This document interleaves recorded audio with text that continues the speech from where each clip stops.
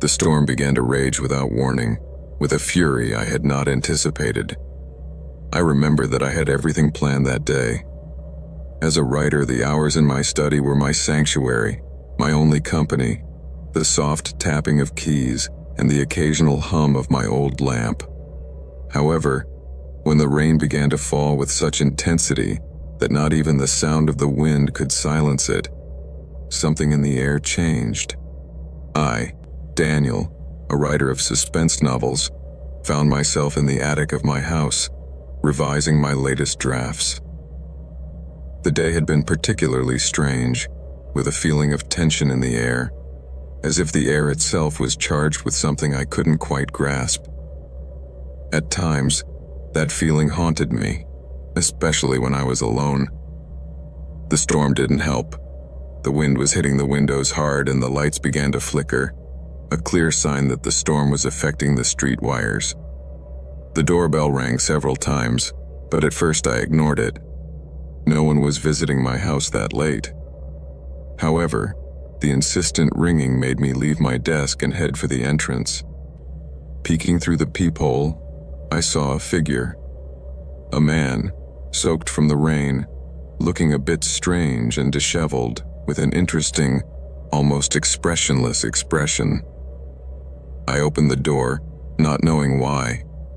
The man didn't say a word, just stared at me with eyes that failed to hide a mixture of desperation and anxiety. Before I could react, the stranger took a step towards me and whispered something that, although I could not understand, chilled my blood. Something in his voice, in the way he approached me, made me feel vulnerable. "Who are you?" I managed to ask. But he didn't answer. Instead, he stepped closer, almost brushing my chest with his, and pushed me into the house. Panic gripped me, but something inside me also told me that this man was not simply a stranger. I had a feeling I knew him, but I couldn't place him. In my mind, confused thoughts quickly flew. Was he a fan? An enemy? Someone related to the strange anonymous messages I had recently received? It didn't matter because one way or another, I knew I was in danger. I pushed him back, trying to close the door, but he had already managed to force me back inside my own house. The storm raged violently outside, but inside, everything seemed to become heavier, slower, as if time had stopped for a moment. Instantly, the lights went out. The darkness was absolute, and the silence, almost deadly. All I could hear was the roar of the wind and the sound of my own sharp breaths. My mind began to race at full speed, without logic or reason. My body reacted automatically, sought refuge in the only place where I could still feel some safety: the building's elevator. The entrance to the garage was just down the hall, and I could think of no safer place. With hurried steps, I reached the small cabin. However, when I tried to press the button to descend, I noticed that I was not alone. A low, whispering sound reached my ears, as if someone was breathing near me. It was the same man, standing there in the opposite corner of the elevator, not saying a word. The emergency light barely illuminated the small cabin, and for a moment, I couldn't tell if it was my mind playing tricks on me, or if he was really there. The elevator began to slowly descend, and at that moment I felt the tension in the air become unbearable. I couldn't take my eyes off him, but I didn't dare make a move. The atmosphere in the small space was getting thicker. I knew something was not right. The darkness seemed to engulf us both. The man did not move, but I felt his presence become more palpable. My mind tried desperately to find an explanation, but I couldn't. Something told me I should stay still. Something told me that I should stay still, that I should not make any noise. But in a moment of lucidity, I realized something strange. The man was looking at me in a way that was not casual. His gaze was too fixed, too observant. Suddenly, the elevator made a metallic noise and stopped. The sound of the rains outside became a deafening roar, and the emergency light flickered several times before going out completely. We were trapped, but more than the fact that we couldn't get out, what made me uneasy was the feeling that we weren't the only ones in that space. My mind started making connections I didn't want to make. The man in the elevator, the strange behavior. A shiver ran down my spine as I remembered the details. The messages I had been receiving over the past few weeks. Messages that could only come from someone who knew me too well. Too well. Suddenly, the man took a step toward me. My instinct urged me to step back, but there was nowhere to go. The elevator was small. The walls felt closer and closer. Then I saw him. Imperceptibly, he lifted his arm and slowly showed me what appeared to be a notebook. A black notebook with wrinkled old pages. My heart began to beat so hard in my chest, as if it wanted to tell me a secret. What was in that notebook was not just any story. It was a detailed compilation of my life. My every step, every place I had visited, every detail of my books, of my thoughts. Everything there, as if someone was writing my story, but with such a personal touch that it made my blood run cold. The man began to turn the pages slowly, and in each one, I saw my life reflected in haunting words. I knew I was not alone in this game. The man knew me, more than any reader could ever know me. He looked at me again, and for a moment, his eyes showed no emotion, only the coldness of someone who had been watching from the shadows. I tried to get out of the elevator, but the man stopped me. There was no need to say anything. The tension in the air was so thick you could cut it with a knife. The storm was raging outside, but inside the elevator, everything was too quiet. Suddenly, the man began to speak, not in words, but in gestures, in movements. A slow gesture, almost ritualistic, and then I understood. He was a writer too, but not of stories like mine. His writing was not for the public, it was not for others. It was an obsession, a way to trap me in his own story, to be part of mine uninvited.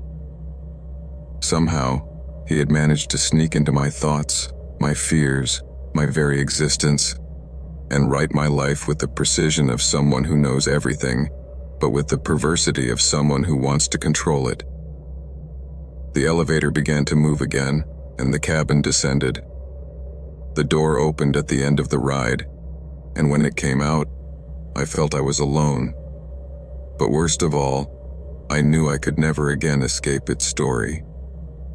The storm was still raging outside, but inside, all I felt was the weight of knowing I was trapped in something much bigger than me.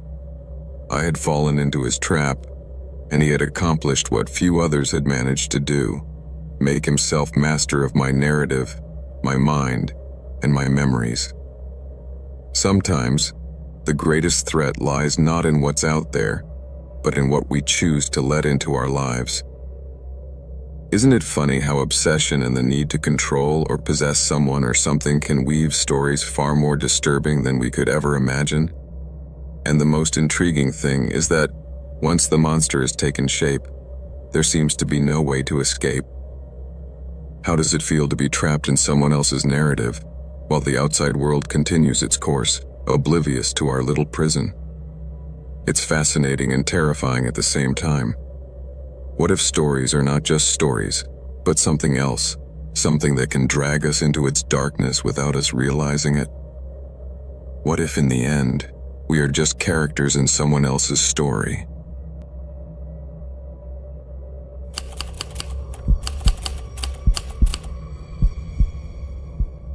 I'm Marcos, psychologist, and what seemed like a calm, stormy night just a few hours ago turned into absolute chaos.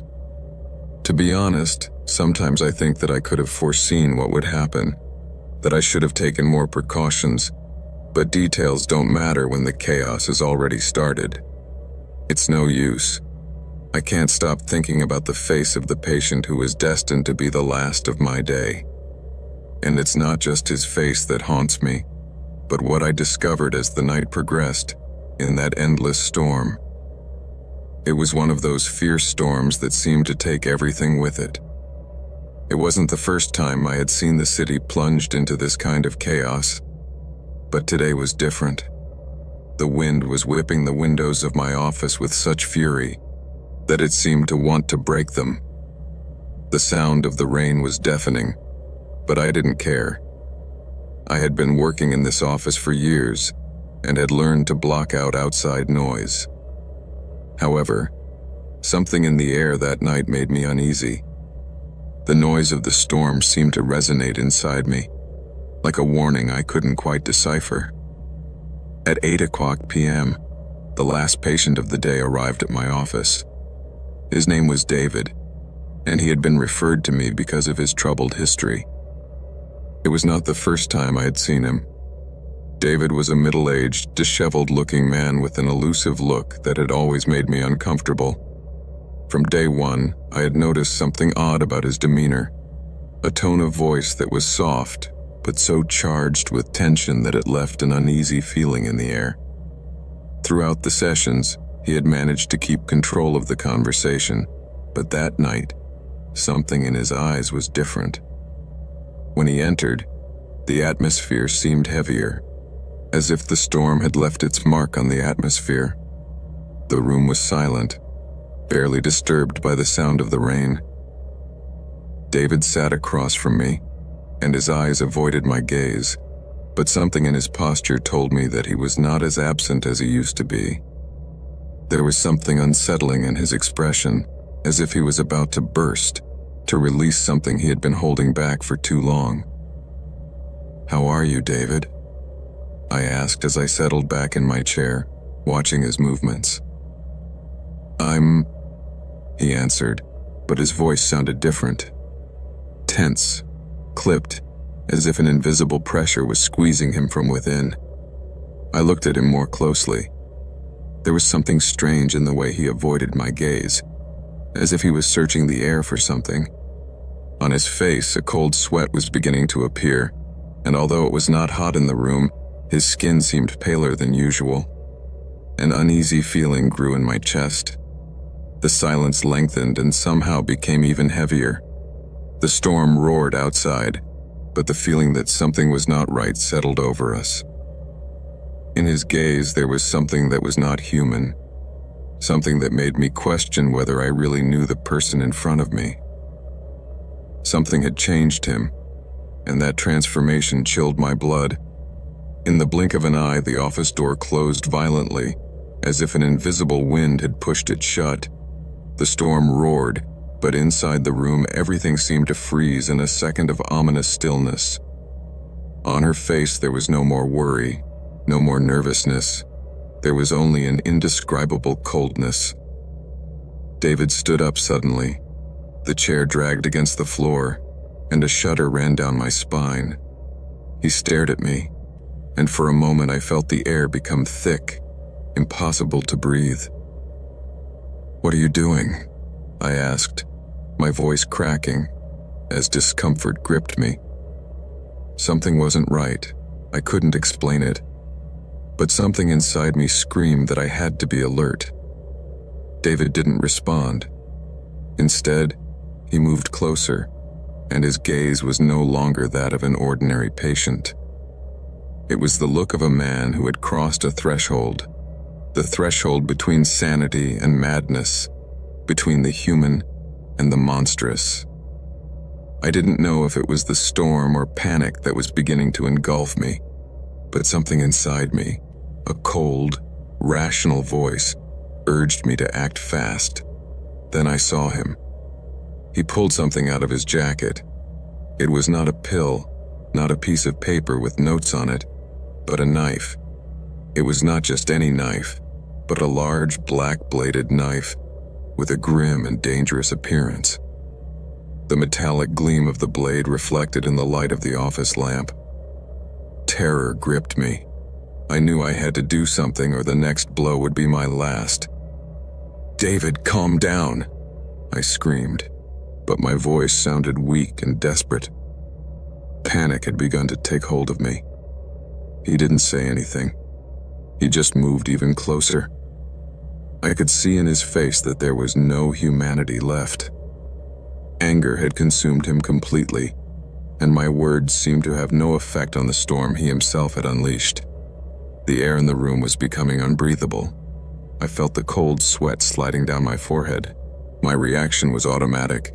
I raised the lamp on the table and, with all the force I could muster, hurled it at him. The impact caused him to pull away for a moment, but not enough to move away. The knife gleamed in his hands, and terror chilled my body. I ran for the door, but before I got there, I heard the sound of the knife slicing through the air, getting closer. It was too close. In a desperate reflex, I managed to dodge his attack and ran into the hallway. My feet barely touched the ground as I hurtled down the stairs. The stairs of the building seemed endless. My thoughts were a mixture of fear and adrenaline, but the scariest thing was knowing that I couldn't escape. He would follow me. The storm was raging outside, but the danger I felt close to me overshadowed any outside sounds. When I reached the second floor, I didn't find the exit as I had hoped. The door was locked, shut tight, as if the building itself had decided to seal me inside. I turned around, and there was David, staring at me from the end of the hallway. His breathing was deep, raspy, like that of a cornered animal. The knife glinted in his hand, promising the worst. There was no escape. My mind was beginning to collapse. I felt cornered with no way out. Panic overcame me, but somehow my survival instinct took over. I ran towards him, hitting his arm with everything I could. The fight was brutal. Every move was marked by fear, but fear also gave me the strength not to give up. Finally, I managed to snatch the knife from him. I dropped it to the ground, and David fell to his knees, exhausted. The silence that followed was terrifying. The storm was raging outside, but at that moment, the only sound I could hear was my own, my breathing ragged and my heart pounding loudly in my chest. The struggle had left me limp, but somehow, I felt relieved. I knew I had made it through, but something didn't fit. Even though I was sure I had put it behind me, I felt that the chaos didn't end there. Something had happened, something bigger, darker, that had been unleashed in that office. As I tried to compose myself, something in my mind began to make connections. I remembered my neighbor, Javier. A seemingly kind man, but there was something in his gaze the last time we crossed paths, something unsettling. That night, the storm was raging harder, but my steps led me to Javier's apartment. Something told me that he was not who he appeared to be. I couldn't stay in the office. The city was in chaos, and Javier had been watching me. When I arrived at his door, I knew my suspicion was true. The door was ajar, and when I pushed it open, I saw him. There he was, standing there, watching me with a disturbing smile. He had been watching everything, had been part of this sinister game from the beginning. The storm was still raging outside, but at that moment, the only thing that mattered was what Javier had unleashed. Sometimes there is no escaping what surrounds us, what lurks in the shadows of those we think we know. Chaos does not only come from outside, sometimes it is much closer, more personal. The people around us may carry a dark past, and on stormy nights, that past can come alive, transforming into something we can no longer control. The real terror is not always in what we don't know, but in what is familiar to us, in what we think we understand. And when that is unleashed, when the masks fall and all is revealed, it is too late to flee.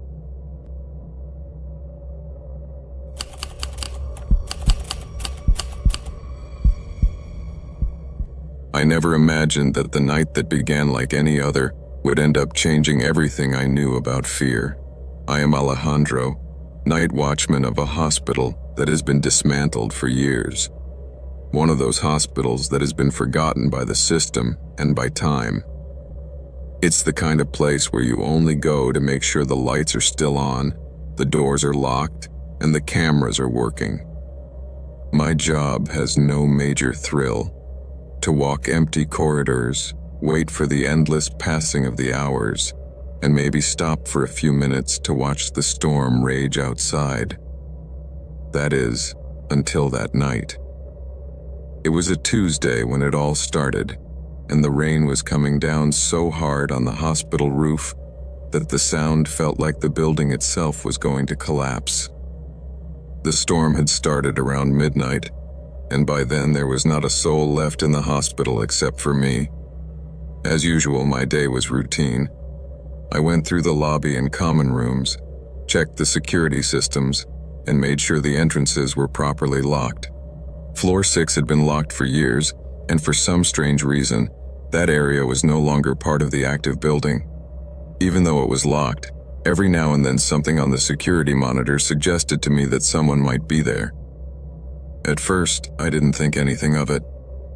I thought it was just system glitches or some error in the cameras, but that night was different. At 3 o'clock in the morning, something changed. The control screen flickered, and a light appeared in the area on floor 6. It was not possible. That place was without power, not in use. I was about to ignore it, but curiosity, that damned human curiosity, pushed me to go check it out. I charged my flashlight and headed for the place, my footsteps echoing through the empty corridors of the hospital. When I reached the stairs leading to the 6th floor, I saw that the door was ajar. Shivers ran down my spine. No one was supposed to be there. I thought maybe some other watchman had forgotten to lock the entrance, but as I pushed open the door, the thick air that greeted me was so thick that my mind stopped for a moment. Inside, everything was dark. Flashing lights barely illuminated the place, creating dancing shadows that played on the walls. I walked cautiously. I knew the floor had been empty for some time, and yet something wasn't right. The footprints in the dust looked fresh. Something didn't add up. My flashlight illuminated the walls, but at first I didn't see anything strange, except for the decaying atmosphere and the absolute silence. It was like walking in a time capsule, a place at a standstill, where everything that had once been alive no longer existed. Yet something inside me told me that I was not supposed to be there. Something lurked in the gloom. As I moved down the corridor, I felt a pressure in the air, as if the atmosphere had become denser. My footsteps slowed, uncertainty coursing through me. Then, something rustled behind me, a dull thud, as if something heavy was slowly dragging on the ground. I stopped dead in my tracks, muscles tense, breathing heavy. I spun around, but saw nothing. Only emptiness.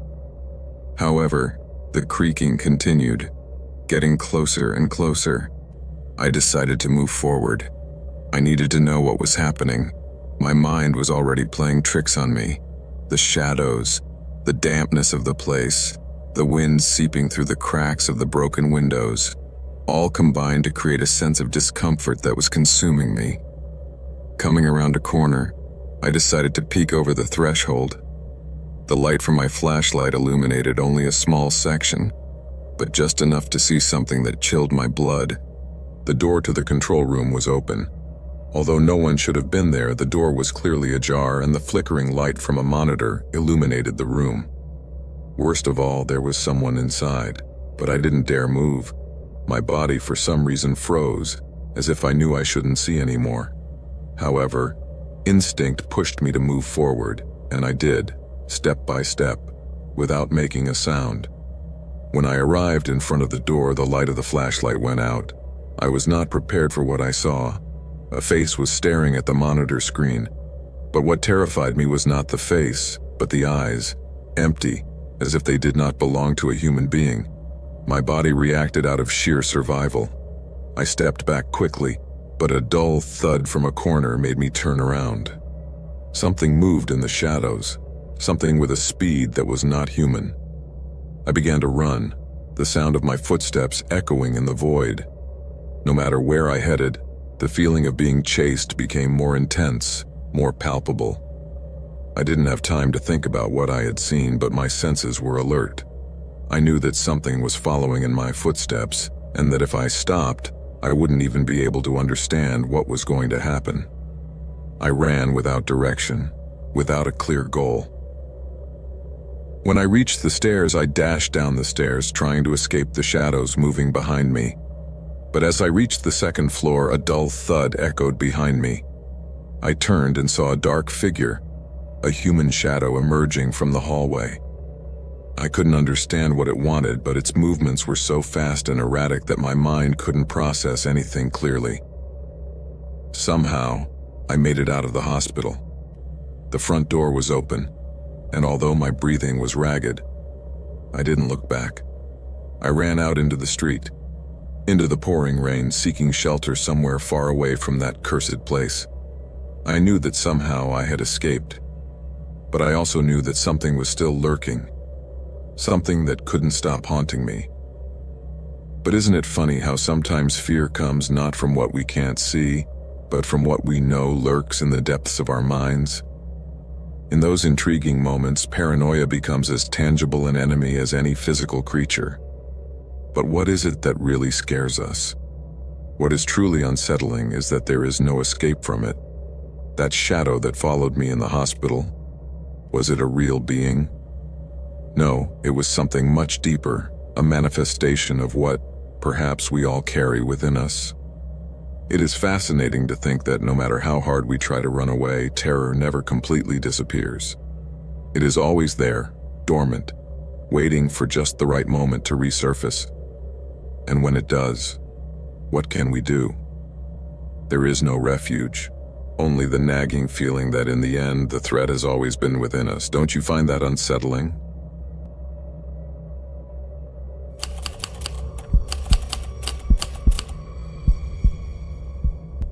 I don't know why I got into this. Maybe it was the urge to stand out, to prove to myself that I could handle any case, even the most dangerous ones. Or maybe it was the pressure from that law firm, the desire to advance, to prove that I was capable of handling bigger, more complex cases.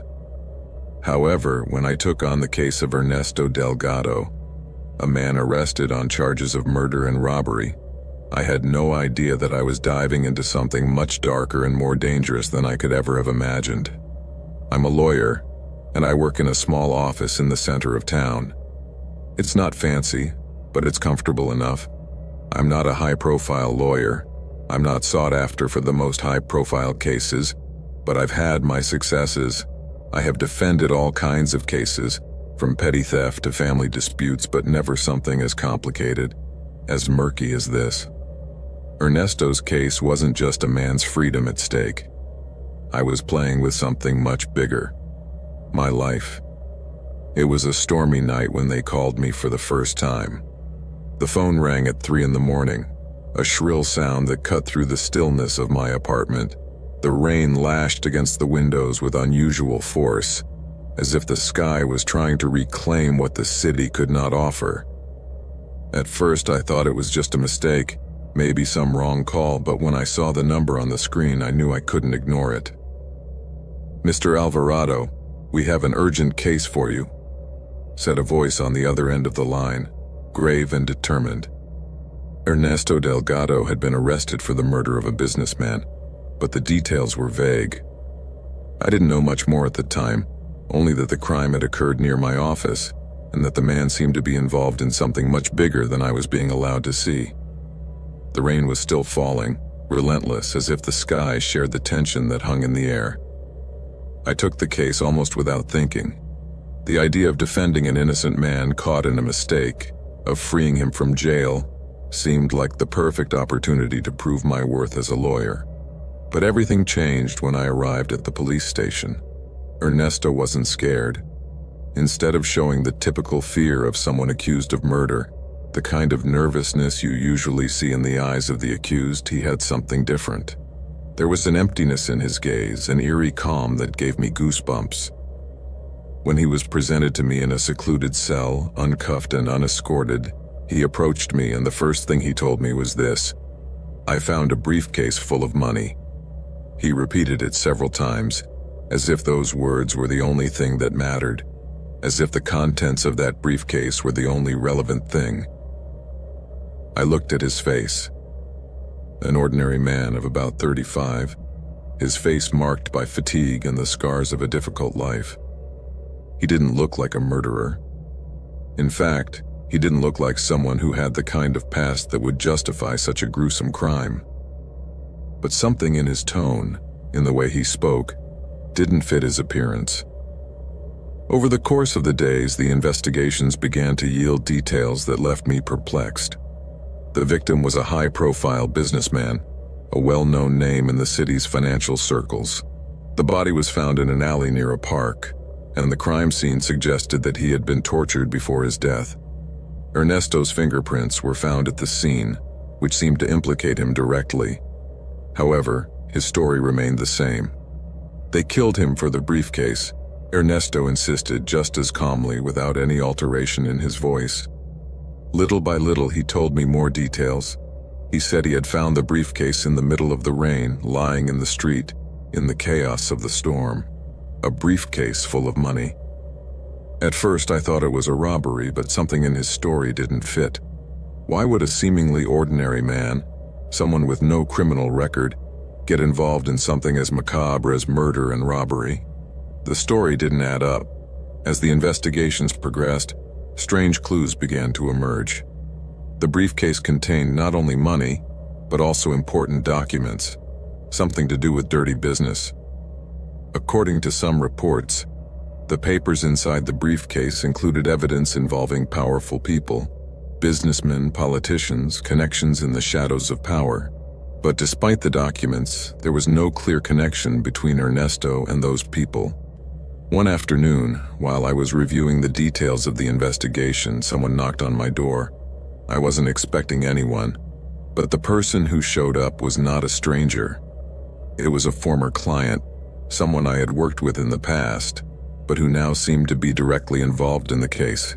His normally calm face was grim, almost desperate. Without a word, he approached me and dropped an envelope on the table. Inside, I found photographs I had not seen before. Pictures of Ernesto in different places, accompanied by people who were clearly not from his usual circle. In the notes accompanying the photos, it spoke of a commission and mentioned various locations in the city. At the end, there was a single word written in capital letters: recover. I started putting the pieces together. What appeared to be a simple robbery was turning into something much more complex. Something much bigger, more dangerous was at stake. The storm was still raging in the city, and my mind was filled with questions. What was going on? Why had Ernesto found that briefcase? And why was someone willing to kill him for it? The next few hours were a whirlwind of discovery. I immersed myself in the documents I had found, searching for some clue that would connect me to the powerful people mentioned in the notes. As soon as I moved away from my office or home, the feeling of being watched intensified. I began to notice furtive glances, people crossing my path without explanation, without reason. At times, I felt the air around me become thick, tense, as if something dark was stalking me. Finally, one night, when the storm was hitting harder, everything exploded.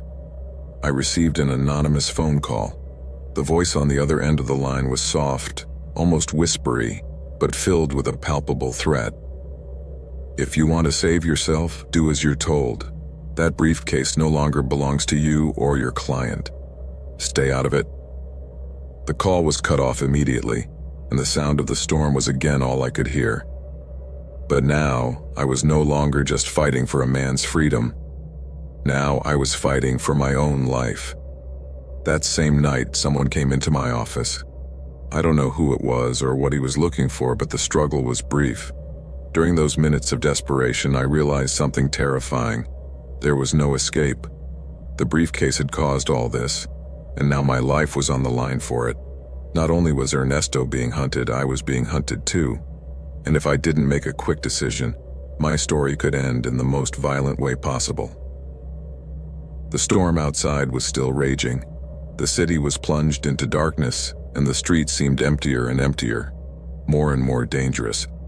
I felt trapped, not only within the walls of my office, but in a web of lies, betrayals, and secrets too big for someone like me to handle. The next day, I headed to the place where Ernesto had supposedly found the briefcase.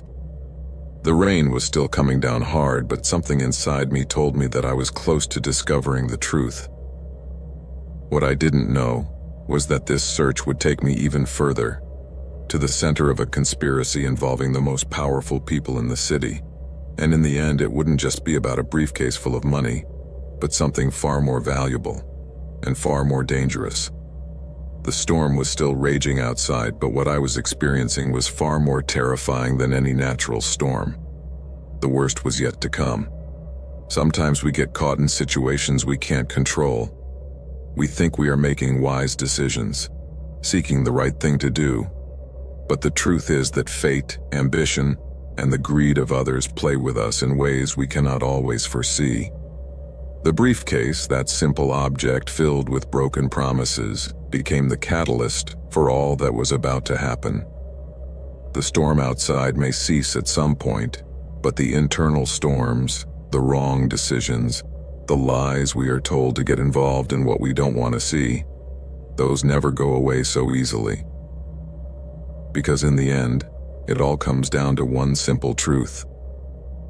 Not all that glitters is gold, and what appears to be an opportunity can be the beginning of our undoing. Sometimes, the price of knowing the truth is higher than we can afford. And the scariest thing is not discovering it, but realizing that, at some point, you were already part of it.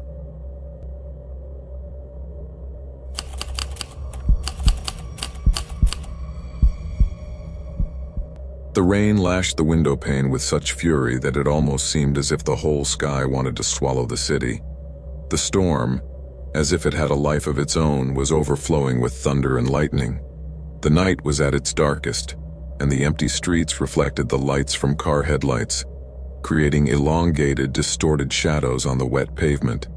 The city was in silent chaos, but I was not safe in the comfort of my home. No, something was not right. My name is Andres, and I am not someone who is easily intimidated. I'm a lawyer, and for years I've had to deal with dangerous people, with criminals who would do anything to get away with anything. But what was about to happen that night had nothing to do with the cases I had defended. This time, the danger came not from a client or a witness, but from something much more personal. It all started with an anonymous letter. I'm not usually one to panic over a letter. In fact, in my daily life, I deal with more serious threats than that. But this letter was different. It was no ordinary threat, no empty threat. It was precise, direct, as if someone who really knew me was playing games with me. The letter arrived on a Tuesday. The rain was already falling incessantly, but the wind had not yet begun to roar loudly. It read as follows in perfectly formed, if somewhat shaky, handwriting. Your life is in danger. During this storm, everything you fear will return. You cannot run away. Remember what you did 10 years ago. Unsigned. Just those words. When I first read it, a chill ran down my spine. My first thought was of someone who wanted to scare me, someone who knew me well enough to issue such an accurate threat. However, when they mentioned 10 years ago, I began to question myself. A terrible memory began to surface in my mind, a memory I had buried for years. 10 years ago, when I was beginning my career, I had a confrontation with a man named Marcos Valdez. He was a dangerous man, known in the neighborhood for his history of violence. I was involved in a case involving his family. Marcos had assaulted several people, and after a long judicial process, he was finally jailed. It was one of the first major cases I handled and, unfortunately, also one of the most difficult. The violence Marcos displayed, not only physically but psychologically, left me scarred. During the trial, he tried to intimidate me in every possible way, but I managed to get him convicted. It was said to be a resounding victory, but I did not feel victorious at all. From then on, I never heard from him again. The last time I heard anything was when he was transferred to prison. But that letter reminded me of his name, and the very mention of it filled me with a fear I hadn't felt in a long time. I remember perfectly how I felt at the end of the trial when the sentence was read. It seemed that everything was over, that Marcos would pay for what he had done, and that I had done the right thing. But now that letter made everything I had believed crumble. The fact that the threat made reference to such an ancient event made me think of something much bigger than I could have imagined. That night, I stayed up late, contemplating the rain and analyzing the words in the letter. My mind was spinning, searching for a connection, but I couldn't find one. I thought maybe someone was just messing with me, maybe someone from the past, or an angry client who had crossed the line. But then the image of Marcos came back to my mind, and a shiver ran through my body. I never knew how Marcos had landed in jail or how he ended up there, but his family's connections to powerful people made me think that justice doesn't always work the way it seems to. What if the letter came from someone close to him, someone seeking revenge? The storm began to intensify. Thunder echoed throughout the city, and the wind howled like a wild animal. I stood up, my heart racing as anguish gripped me. The letter had made it clear to me that something was about to happen, but I didn't know what or when. And worst of all, I didn't know who was behind it all. My first impulse was to call the police. However, something was holding me back.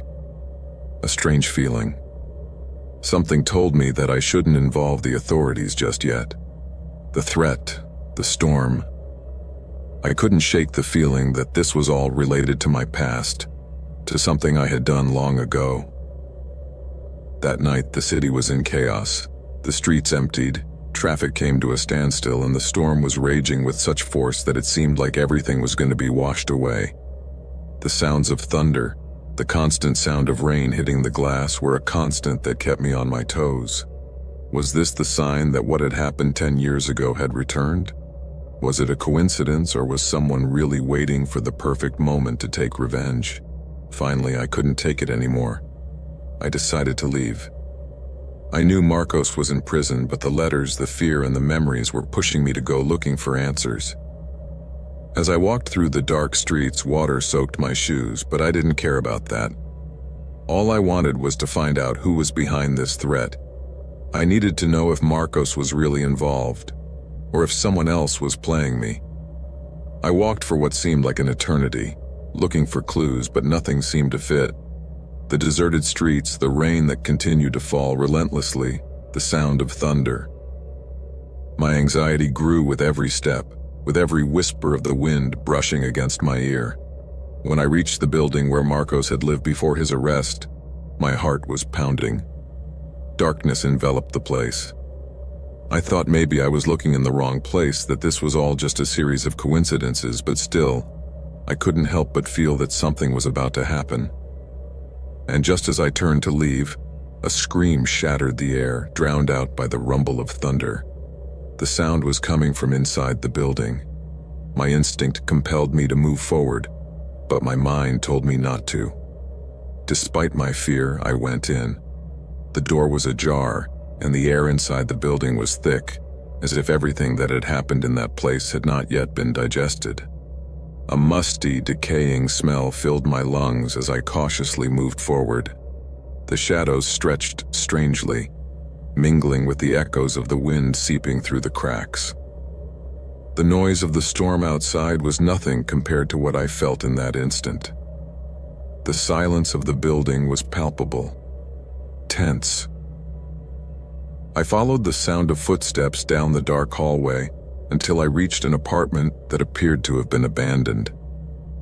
The door was locked, but a couple of loose boards on the floor indicated that someone had been inside recently. My breathing became faster, and adrenaline was starting to course through my veins. Something wasn't right. I was too far from home, in the middle of the storm, risking my life for something that might not even be worth it. I walked into the room, my heart in my throat. The place was empty, but there was something on the table that made my blood run cold. A picture of Marcos in a cell, smiling. Next to it, there was a small folded piece of paper that read, "Everything you've done is coming to take its toll. There is no escape."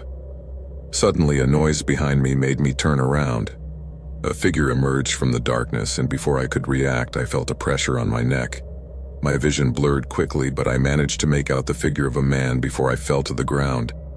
The last image I had was of his face, dark and grim, and his eyes filled with a fury I had not seen before. When I awoke, I was somewhere else. The cold was chilling my bones. I looked around me. I was in a basement, and on the floor, there were blood marks. "I told you would remember," he said in a deep voice, and I knew my worst nightmare had begun. Marcos Valdez stood in the shadows, staring at me. The storm outside no longer mattered.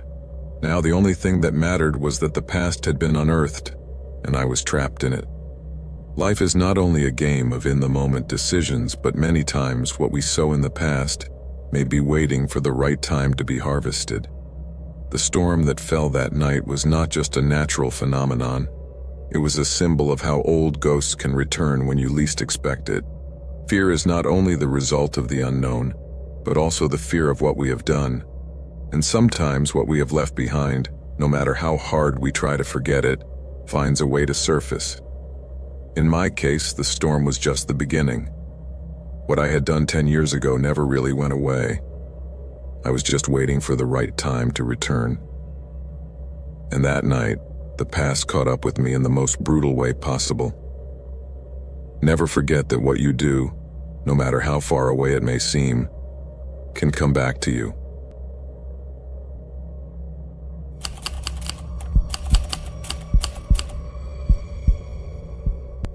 The rain lashed the window pane with unusual fury, and the thunder seemed to resound with an intensity that rumbled in my very bones.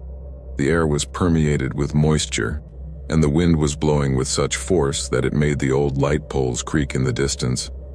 The storm had come without warning, as these autumn rains tend to do, so unpredictable and sweeping.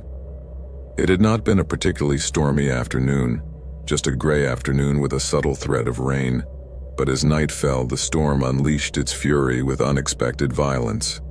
My name is Pablo Gonzalez, an investigative journalist at a small city newspaper. My work has always taken me into the shadows of power, to unravel secrets that many would like to leave forgotten, to expose the corruption that lurks in the darkest corners of society. But tonight, the rain, the wind, and the darkness seemed to portend that I was about to enter a plot far more dangerous than any other case I had ever faced. Over the previous months, I had been investigating a large-scale corruption case involving high-ranking figures in local politics. The diversion of funds, bribes, and shady dealings were just the tip of the iceberg, and I was determined to expose the whole truth. But something was missing, something that could seal the case, concrete, irrefutable proof. It all started with an anonymous phone call I received that afternoon. A man, with a deep and somewhat trembling voice, assured me that he had crucial information about the case. He summoned me to a motel on the outskirts of the city, an isolated place away from the urban bustle, where the shadows lengthened and anonymity seemed guaranteed. I couldn't resist. My instinct told me that this could be the missing piece, the key to unravel the truth. I didn't hesitate for a second and headed there in my car. The trip was complicated. At first, the rain was just a distant murmur, but as I drove away from the city, the storm came on with all its fury. Thunder rumbled in the sky like war drums, and gusts of wind seemed to push my car from side to side. I drove cautiously, but my mind kept wandering to the call. Who would this person be? Why was he or she contacting me? It wasn't the kind of information someone would share without clear reasons. And of course, the people involved in the corruption case weren't exactly known for being innocent. I knew that any mistake could put me in the crosshairs of some very powerful people. Finally, I arrived at the motel. The building was in a sorry state, as if it had seen better days long ago. The neon sign flashed intermittently, as if struggling to stay lit in the midst of the storm. The desolation of the place immediately made me uncomfortable.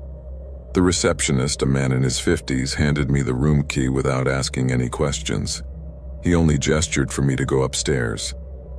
I did not feel welcome, but the urge to learn more about the information I had been promised prevented me from questioning him at that moment.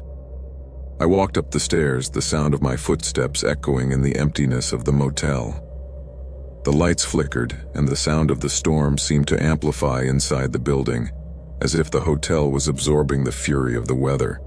I didn't see anyone else in the hallway, which seemed odd for a place that seemed to have minimal occupancy, but I didn't think much of it. When I entered the room, the air was heavy with humidity, and the intermittent lightning briefly illuminated the walls, creating distorted shadows. I sat on the bed and set my backpack on the table. There was something unsettling about the place, something I couldn't identify, but it kept me on my toes. I looked at the clock. Minutes passed, then hours, but the person who was to provide me with the information never appeared. The storm continued its course. The rain beat against the glass with the same violence, and the thunder seemed closer, more intense. Restlessness turned to anxiety. I was alone in an isolated motel, not knowing who was waiting for me or what was happening. I thought maybe it had been a cruel joke, a trap, but something inside me told me I had to stay. Something told me that what was happening was not just a coincidence. The corruption case was closer to being solved than I imagined, but perhaps in a way I didn't expect. It was then that I heard the first scream. It was not a scream of pain, nor a scream of terror. It was a strange scream, a mixture between anguish and despair that seemed to cut the air. I got out of bed immediately and looked out into the hallway. It was dark, dimly lit by the flickering light of the lamps. The noises of the storm still dominated, but the scream echoed loudly in my mind, a call to investigate. No one else seemed to be in the hallway, but something inside me told me I had to get out, that there was something else I didn't know about. I decided to walk down the hallway and arrived at the reception desk where the receptionist was standing, looking out, with an expression that was not the same as before. His eyes, once dull, now showed palpable tension. He gave me a sidelong glance, but said nothing. I moved closer, unable to help myself. I felt that something was wrong, that something else was hiding behind that storm and the deafening noise of the rain. "You better stay here, sir," the receptionist said quietly. "The storm is getting worse and there's no way out, unless you don't want to live, of course." Not wanting to live, I thought. That was more of a threat than a warning. My instincts told me I should leave, but something in her gaze made me stay. Something wasn't right, and I knew I couldn't just walk away. I decided to stay, but I would also investigate on my own. There was something else in that place, something I couldn't ignore. It was then that I saw a figure in the distance, a shadow gliding swiftly down the hallway. I couldn't see well, but the shape was unmistakable. Someone strange, moving hurriedly, as if fleeing from something or someone. I decided to follow her, cautiously, without making a sound. The sound of my footsteps was lost in the roar of the storm, and the air grew thicker by the second. What was happening in that place? The connections between my investigation and what was happening there were becoming clearer and clearer. As I reached the end of the hallway, I saw a door ajar. The wind was blowing hard and the door was moving with every gust. I approached it cautiously, and when the neon light briefly illuminated the interior, I saw a nightmarish scene. A man standing in the middle of the room, a knife in his hand covered in blood. His face was a mask of fear and despair. It was one of the motel guests, the same man who had been nervously staring down the hallway minutes before. Before I could react, the door slammed shut behind me, locking me inside. I stood there, trapped in a nightmare I hadn't anticipated, surrounded by the storm, the chaos, and the certainty that the truth behind my investigation was much darker than I imagined. In that motel, the secrets were not only political. There was something far more sinister lurking in the shadows, and I now was caught in its web. that night, the storm wasn't just a rainstorm. It was a symbol of the darkness that can lurk in the most unsuspected places, in the people you least expect. In the cases we investigate and the secrets we try to uncover, there is always more than meets the eye. It is not always just what is in plain sight, but what is hidden in the shadows. What began as a simple political investigation became a struggle to survive in a place where lies and violence were intertwined. In the end, the truth not only hurts, but it can also put you in danger. You don't know how many times you have overlooked dangerous people hiding under a facade of normalcy. Sometimes the real danger is not in what we can see, but in what we don't know is lurking in the shadows.